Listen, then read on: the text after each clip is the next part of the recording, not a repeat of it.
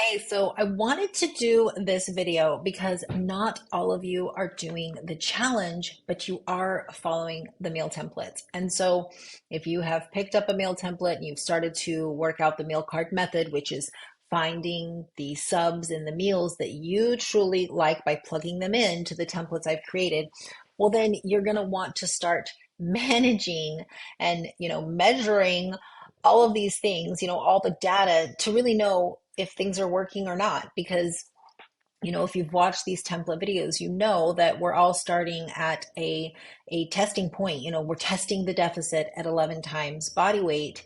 But just like with any science experiment, if you are not measuring all of this data, you're not going to really know what to do next. And so I want to take you through, what our one-to-one clients, measure, and what those of you doing the challenge are definitely going to be measuring and managing, because we'll be talking about them. But I mean, anyone that is following a template, or anyone that's just following a diet and needs to, know if things are working, the initial diet and that initial setup is the easiest part. It's the troubleshooting later. And that troubleshooting is, all the solutions are all based on the details that, are around this, these things that we're going to manage, right?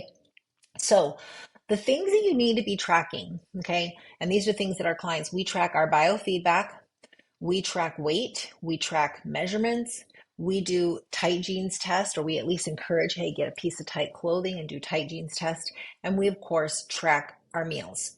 Now, I'm going to take you through that. I don't want to make this one too long for you, but taking you through that. Now, biofeedback. And this is really important. This is overlooked. A lot of people just go straight to the data of the weights and the measurements, and they're like, well, I didn't lose, or oh, I did lose, and they're not looking at the other things.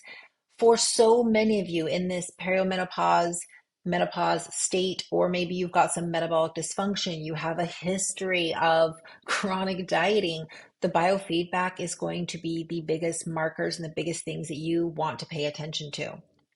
Now, this is going to be something really, honestly, it's just asking yourself these questions weekly and tracking them somehow. Our clients know they have like a Google sheet that has all of these questions that are given to them, where it's like, okay, what is your sleep quality like? What was your sleep quantity like? What's your stress levels at this week? What's your digestion been like this week? Are you bloated? What's your hunger like? What's your, have you had any cravings on a scale of 1 to 10? Have you been, doing stress inducing activities each week? Are you training? Are you walking? All of those things, right? What's your energy like when you're waking up in the morning? Is it hard to get up?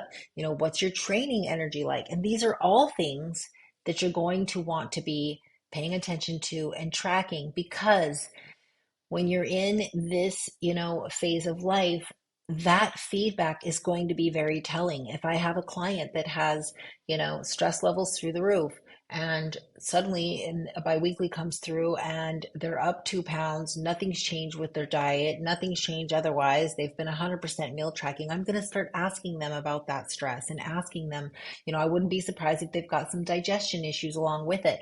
Point being, you've always got to go back to the root of a lot of this. And this is like starting with that biofeedback.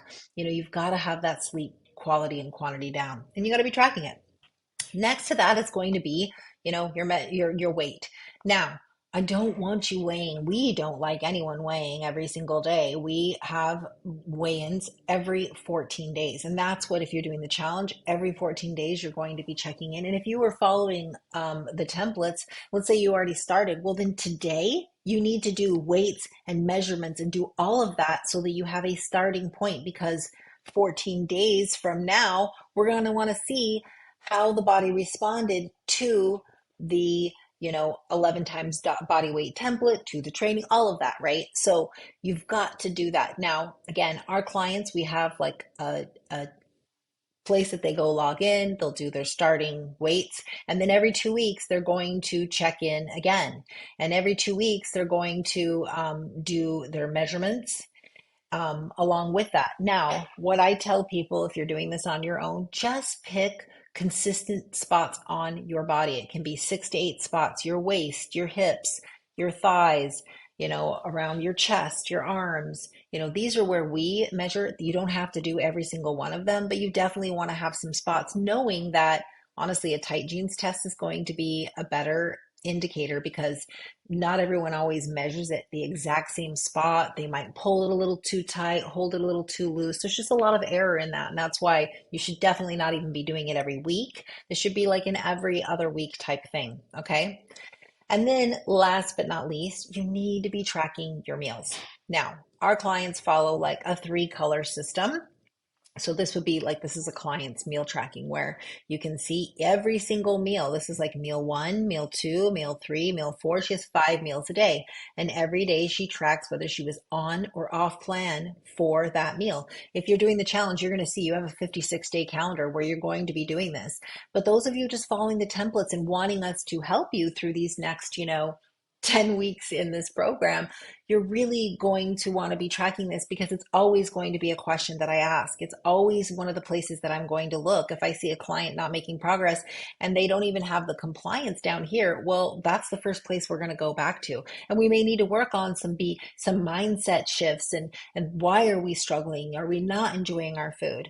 Now, our 3-color system is more, it's not just about being on or off plan. We really try to teach you that there's a difference between on plan, behaviorally on plan, and then off plan. Behaviorally on plan is I am aligned to what I'm eating right now, even if it's pizza, even if it's a burger. I decided ahead of time. I said I was going to do this, and now I'm doing it, and I am enjoying it. Off plan is I didn't plan for this, and I caved. Okay. It's important to track this. We color system it because I want to see if there's patterns. I know that this client was out of town for the 2nd and the 3rd. So she behaviorally ate on plan. She didn't cave. This was all planned for her. Now you can't see it on here because I've just copied the image, but they'll make notes of these things, on here, using it as a journal because you want to see some reflection here and know, like, if you're struggling, if I see a client that's got a bunch of red all at a certain meal every single day, I'm going to ask, what's going on here? Where can we fix this? Because you don't want to go to a place of shame when you start tracking. This is why a lot of people don't track, is they don't like to face it. But you need to start to see this as just data, and it's data that we don't need to judge, and it's data that we just need to see where we can implement strategies or what we need to do to fix it.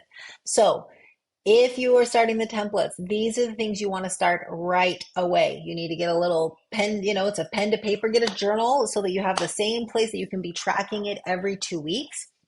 If you are doing the challenge, you're going to be watching another video after this one all about the challenge, what we're going to be measuring, how to track your points and everything from that. But this is for everyone to be watching. What gets measured gets managed. And I know a lot of times we don't like to face it, but once we face it, then we can start fixing it. So I hope this helps.